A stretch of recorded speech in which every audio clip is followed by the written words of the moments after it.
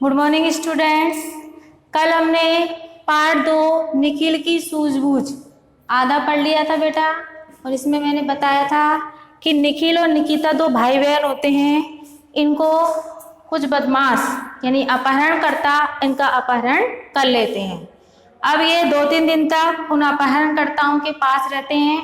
उन्हें इन दोनों को जिस कोठरी में रखा जाता है उस कोठरी में ये पता नहीं चलता कि ये कौन सी जगह है। लेकिन जो निखिल होता है वो बड़ा परेशान होता है, लेकिन बाद में वह सोचता है कि परेशान होने से कुछ नहीं मिलेगा, इसलिए वो हिम्मत करके वहाँ से निकलने की योजना बनाता है।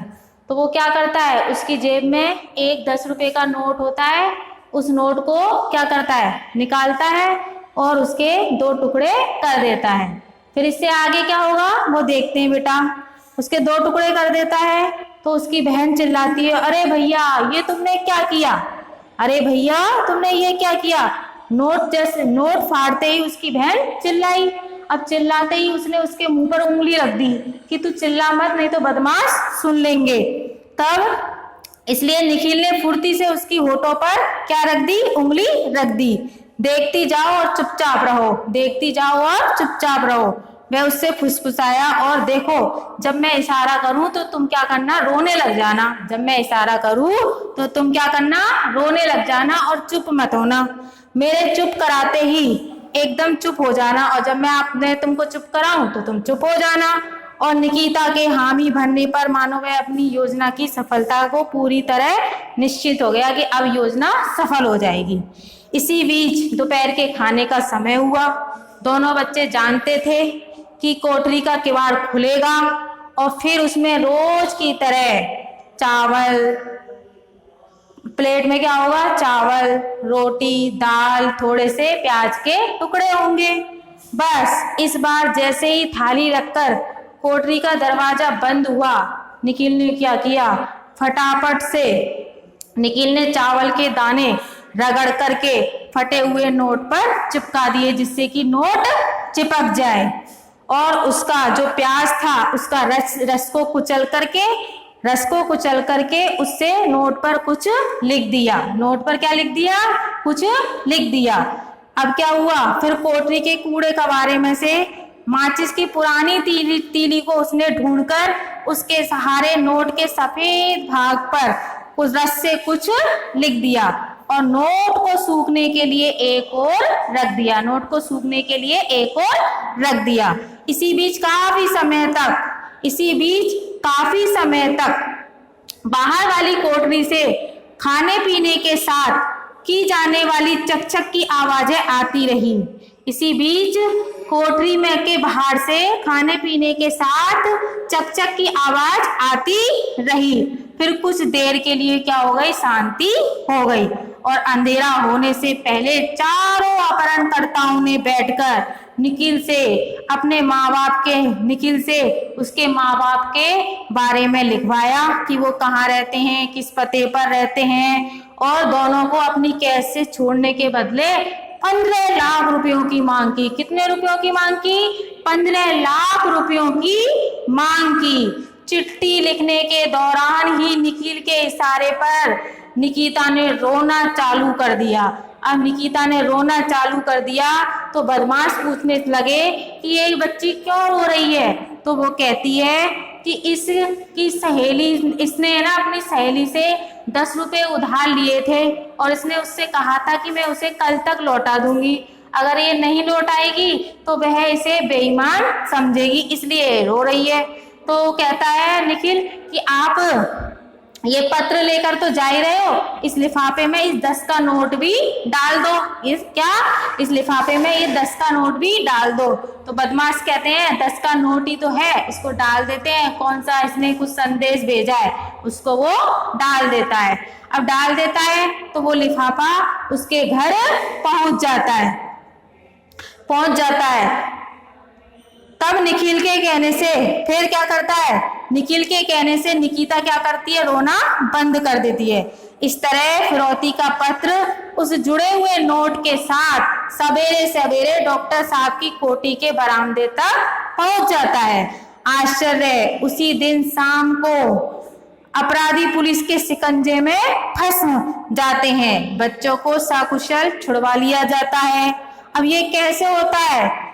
सब लोग इस घटना का रहस्य जानने को उत्सुक थे। कैसे होता है ये भाई, कैसे हुआ, कैसे छूट गए निखिल और निकिता, इसके बारे में किसी को पता नहीं था। इस अभियान का नेतृत्व कर रहे पुलिस अधिकारी देव प्रताप ने, कौन कर रहे थे इस अभियान की जांच पड़ताल, कौन कर रहे थे? देव प्रताप जी ने पूरी घटना पर प्रकाश डालते हुए बताया कि हमारी सफलता में निखिल की बहुत बड़ी भूमिका रही है।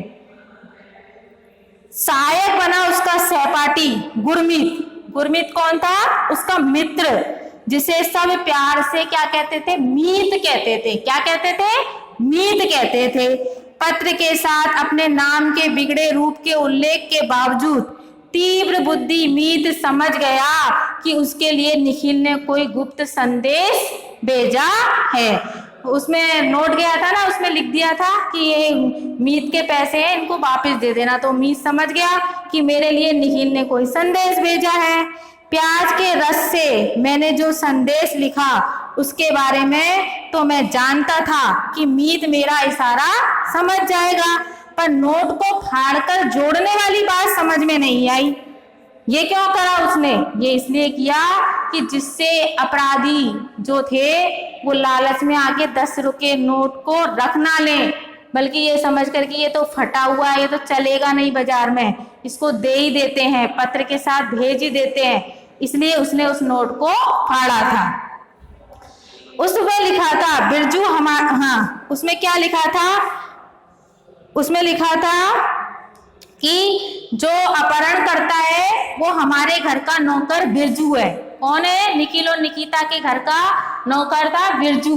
उसने उन दोनों का क्या किया था? अपहरण किया था। तो उस कागज, उस 10 के नोट पर निखिल प्याज के रस से लिख देता है कि हमारा अपहरण बिरजू ने किया है। बिरजू हमारे घर का कौन था? पुराना नौकर, यानी निखिल और निकिता के घर का पुराना नौकर था। बच्चे उससे हिले मिले थे। वे स्कूल से उसके साथ बुलाने पर इसी आधार पर चले गए थे कि नोट के सुराग से पुलिस ने सबसे पहले उसको घेरा। नोट के सुराग से पुलिस ने सबसे पहले उसको घेर लिया, फिर अपने तरीके से पूछताछ कर उन सारे ठिकानों की घेराबंदी भी कर ली जहां जहां उन चारों साथियों को छिपने के ठिकाने हो सकते थे। अब इस तरह से उस बिरजू को क्या किया?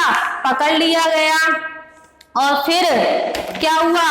विद्यालय में दोनों छात्रों ने यह दिखा दिया कि विज्ञान का प्रयोग दैनिक जीवन में परिस्थितियों के अनुसार यदि अपनी सूझबूझ से कर लिया जाए तो बड़ी से बड़ी मुसीबतों में फंसे इंसान को भी बिना कोई हानि उठाए बड़ी सफलता से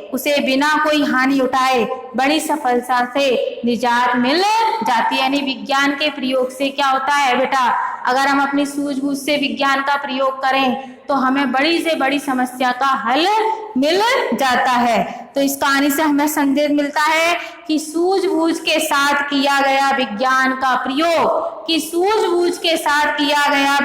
का प्रयोग, हमारी बड़ी से बड़ी कठिनाइयों को दूर कर सकता है बेटा। तो ये कहानी आज आपकी समाप्त होती है। कल मैंने आपको होमवर्क में लेसन 1 के क्वेश्चन आंसर भेजे थे, तो बेटा आप उसे फेयर नोटबुक में कर लेना। लेसन 2 के आज मैं आपको बता रही हूँ कि ये शब्दार्थ आपको होमवर्क में करने हैं बेटा। धन्यवाद बेटा।